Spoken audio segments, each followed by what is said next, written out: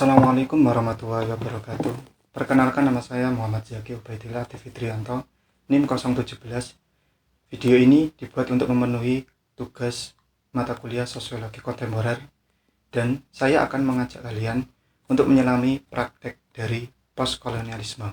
Dan saya di sini mengambil praktek postkolonialisme berupa dalam bidang pertanian, yang ternyata kita lihat bahwa pertanian di Indonesia ini masih menyimpan jejak kolonialisme berupa monokultur dan ketergantungan pada bibit serta teknologi impor.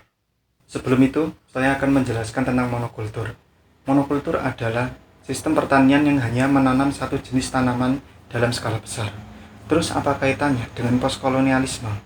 Nah, sistem monokultur ini berasal dari kebijakan kolonial Belanda, yaitu tanam paksa, di mana masyarakat Indonesia, terutama petani, dipaksa untuk menanam tanaman ekspor berupa tebu, kopi, dan nila untuk kepentingan penjajah itu sendiri. Di banyak wilayah di Indonesia, seperti Sumatera dan Kalimantan, sawit menjadi pilihan utama yang harus ditanam di sana. Dan di Pulau Jawa, tanaman seperti padi, tebu menjadi pilihan utama yang harus ditanam petani di Jawa.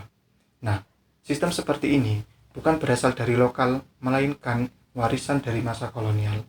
Terus bagaimana sejarahnya? Pada era tanam paksa, Belanda memerintahkan rakyat Indonesia, terutama petani, untuk menanam komoditas ekspor berupa tanaman padi, jagung, tebu, kopi, dan nila. Tujuannya untuk apa? Tujuannya untuk memenuhi kebutuhan pasar di Eropa, bukan untuk memenuhi kebutuhan masyarakat di Indonesia. Nah, pola pikir seperti ini, yaitu menanam demi ekspor, masih hidup hingga sekarang, di mana para petani menanam sawit, padi, jagung, dan kopi bukan untuk makan, melainkan untuk industri global. Lalu, apa aspek postkolonialisme dari praktek tersebut?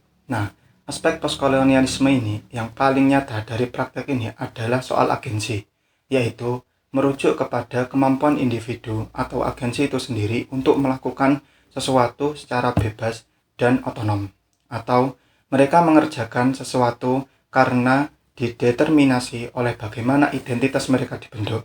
Nah, petani tampaknya bebas memilih cara bertani mereka, tetapi sebenarnya mereka kehilangan agensi, kehilangan kuasa atas apa yang mereka tanam dan bagaimana mereka menanam serta untuk siapa mereka bekerja.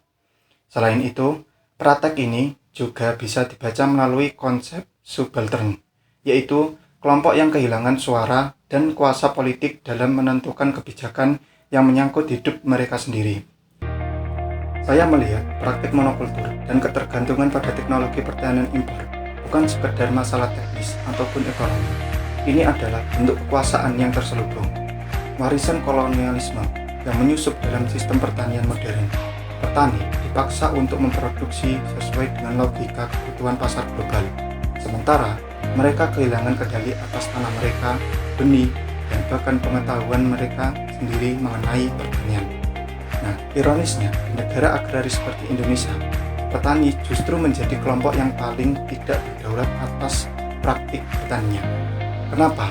Karena mereka disebut tulang punggung bangsa, tapi dalam kenyataannya, mereka justru menjadi alat produksi dari sistem global yang menindas. Nah, inilah bentuk kolonialisme hari ini.